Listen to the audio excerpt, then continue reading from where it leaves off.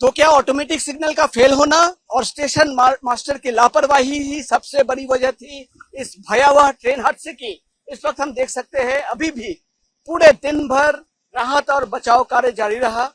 राहत और बचाव कार्य खत्म होने के बाद इस वक्त हम देख सकते हैं एनडीआरएफ के जो जवान हैं और रेल के जो अधिकारी हैं, इस पटरी पर जो एक डिब्बा है उस डिब्बे को हटाने की कोशिश की जा रही है। यानी कि ये डिब्बा अगर हट जाएगा तो पटरी जो है वो क्लियर हो जाएगी और ट्रेन की जो आवाजाही है वो फिर से चालू कर दी जाएगी।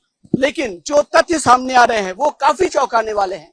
तथ्य सामने आ रहे हैं कि आज सुबह तड़के 5:30 बजे के बाद से ऑटोमेटिक सिग्नलिंग सिस्टम खराब हो गया था और जिसकी वजह से स्टेशन मास्टर ने TA912 मेमो इशू किया था। TA912 वह मेमो है जो स्टेशन मास्टर अपने हाथ से लिख के चालक को देते हैं, जिसका मतलब होता है कि दो स्टेशन के बीच में, दो स्पेसिफिक स्टेशन यहाँ कहा जा रहा है, सूत्र बता रहे हैं रानी पात्र रेलवे स्टेशन और छतरहाट जंक्शन, इस दो रेलवे स्टेशन के बीच में जो 9 सिग्नल है उस 9 सिग्नल को मानना नहीं है। अगर उस 9 सिग्नल में लाल बत्ती भी जलती है, रेड सिग्नल भी रहता है, तो उसको नजरअंदाज करके ट्रेन को या मालगाड़ी को आगे ले जाना है। ऐसी ही बातें सामने आ रही है कि आज स्टेशन मास्टर ने पहले कंचनजंगा एक्सप्रेस को और उसके बाद गुड्स व्हीकल यानी कि मालगाड़ी के चालक को ये मेमो यानी कि TA912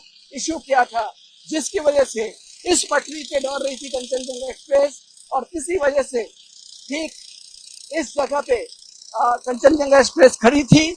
चूंकि मेमो इशू किया गया था मालगाड़ी के चालक को, चालक ने सारे सिग्नल्स को यानी कि लाल बत्ती को नजरअंदाज किया और चालक, मालगाड़ी का चालक, चूंकि मेमो जारी किया गया था, ऐसा माना जा रहा है कि सारे सिग्नल्स को, रेड सिग्नल्स को अवॉइड करके मालगाड़ी का चालक अपनी मालगाड़ी को लेकर आगे बढ़ रहा था। उसे पता ही नहीं था कि सामने कंचनजंगा एक्सप्रेस खड़ी है और पीछे से टक्कर होती है। पीछे दो बोगियां जो हैं पूरी तरह से माचिस के डिब्बे की तरह नष्ट हो जाती है, क्षतिग्रस्त होती है और दिन भर राहत बचाव कार्य 9 लोगों के मारे जाने की पुष्टि रेलवे की तरफ से की गई है। 50 से ज्यादा लोग जो है वो घायल हैं, जिन्हें अस्पताल ले जाया गया है। और इस वक्त भी हम देख सकते हैं, मैं कैमरामैन सुबीर को बोलूंगा दाहिनी तरफ दिखाना, ये जो एक डब्बा हम देख सकते हैं, ये डब्बा भी इसी पटरी पे था और उसको इस वक्त पटरी से निकाल के दूसरी तरफ डाल दिया गया है ताकि इस पटरी को खाली किया जा सके। और दूसरा जो डब्बा है वो डब्बा अभी भी चूंकि पटरी पे है, उस पटरी को खाली करने की कोशिश हो रही है। लेकिन सबसे बड़ी बात है, सुबह से ही जो सबसे बड़ा सवाल था कि आखिर इस हादसे का दोषी कौन? फिलहाल जो सूत्र हमें बता रहे हैं, ऑटोमेटिक सिग्नलिंग सिस्टम का फेल होना, दूसरी तरफ स्टेशन मास्टर की लापरवाही, TA912 मेमो इशू करना, ये कई वजह है इस ट्रेन हादसे की, जिस हादसे ने कई लोगों की जान ले ली। अब तक 9 लोगों की मारे जाने की पुष्टि हुई है और यहाँ का जो मंजर हम देख सकते हैं, पूरी तरह से यहाँ के हालात, यहाँ की तस्वीरें बयां कर रही है कि ट्रेन हादसा कितना भयावह था, कितना दर्दनाक था। हम ग्राउंड जीरो पे हैं और हम देख सकते हैं इस तरफ की स्थिति, हम देख सकते हैं कैसे ये जो ट्रेन के डिब्बे हैं माचिस की तीलियों की तरह बिखरी पड़ी हैं चारों तरफ। यहाँ का मंजर साफ तौर पर बताता है कि जब ये हादसा हुआ होगा तो कितना दर्दनाक हुआ होगा, कितना भयावह हुआ होगा।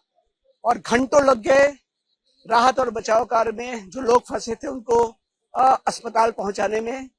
इस बीच हमने देखा कि मुख्यमंत्री ममता बनर्जी भी अस्पताल पहुंची, गवर्नर CV आनंद बोस भी अस्पताल पहुंचे, घायलों से उन लोगों ने मुलाकात की। लेकिन कांग्रेस की तरफ से भी लापरवाही का आरोप लगाते हुए रेल मंत्री के इस्तीफे की मांग की जा रही है। लेकिन सबसे बड़ा सवाल ये है कि अगर लापरवाही स्टेशन मास्टर की थी, अगर लापरवाही ऑटोमेटिक सिग्नलिंग की थी, तो फिर दोषी कौन है, जवाब कौन देगा? यही अभी सबसे बड़ा सवाल है जिसका उत्तर आने वाले दिनों में सरकार को भी देना पड़ेगा। कैमरामैन सुबीर के साथ प्रकाश सिन्हा, ABP न्यूज।